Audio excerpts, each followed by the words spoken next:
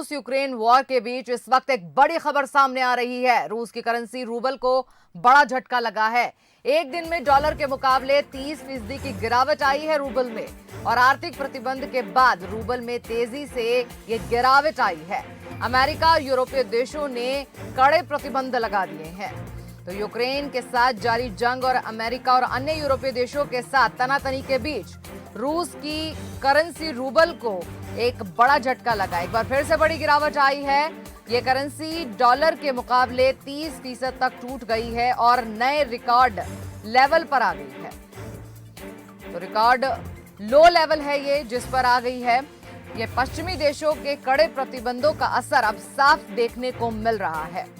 तो रूस को भी कहीं ना कहीं यूक्रेन के साथ ये युद्ध भारी पड़ रहा है। तो यूक्रेन के साथ ये जंग जारी है बेशक, लेकिन आर्थिक रूप से रूस कहीं ना कहीं कमजोर अब पड़ता जा रहा है। आपको बता दें, यूरोपीय देशों के साथ तनातनी के बीच रूस की जो मुद्रा है यानी कि करेंसी जो है रूबल, उसके अंदर बड़ी गिरावट आई है।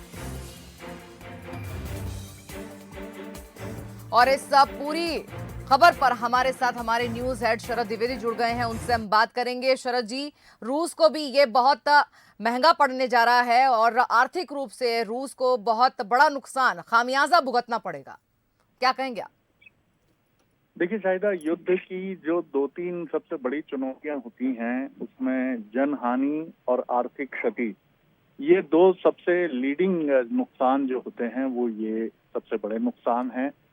और सिर्फ बात रूस और यूक्रेन की ही नहीं है, बल्कि पूरा यूरोप और पूरा एशिया और एक तरह से पूरा विश्व इस युद्ध के साए में इस रूप में है, क्योंकि दुनिया में सबसे बड़ा सप्लायर गैस का रूस है।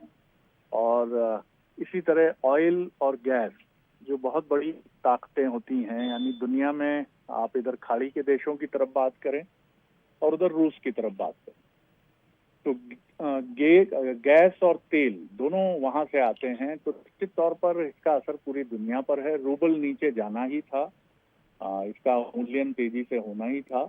और जिस तरह से रिपोर्ट्स हमने देखी हैं कि जो लीडिंग मल्टीनेशनल कंपनीज हैं रशिया की, रूस की, उन्होंने बहुत चिंता जताई है कि उनकी आर्थिक और माली हालत बहुत तेजी से कमजोर हो रही है। खासतौर से जो रूस की एविएशन कंपनी है, उड्डयन कंपनी है, उसने आशंका जताई है। और भी जो ग्लोबल प्लेयर्स हैं रूस के, उन्होंने भी चिंता जताई है। लेकिन अभी सबसे बड़ी चिंता है जो चेरनोबिल में परमाणु संयंत्र है। और दूसरा ये है कि कई बार युद्ध में ऐसी परिस्थितियां बन जाती हैं जब भावावेश में कुछ गलत फैसले भी हो जाते हैं। तो अभी हम सब की सांसें इस पर भी थमी हैं कि इस युद्ध में कहीं मानवता को नुकसान पहुंचाने वाले किसी बहुत बड़े संहारक हथियार का इस्तेमाल ना हो जाए। ये संयम ज़ेलेंस्की जो यूक्रेन के राष्ट्रपति हैं उनको भी, उनकी सेना को बरतना है। और यही संयम रूस के राष्ट्रपति पुतिन और उनकी सेना और उनके कमांडर्स को भी बरतना है। तो अभी स्थिति निश्चित तौर पर पूरे विश्व के लिए बहुत तनावपूर्ण।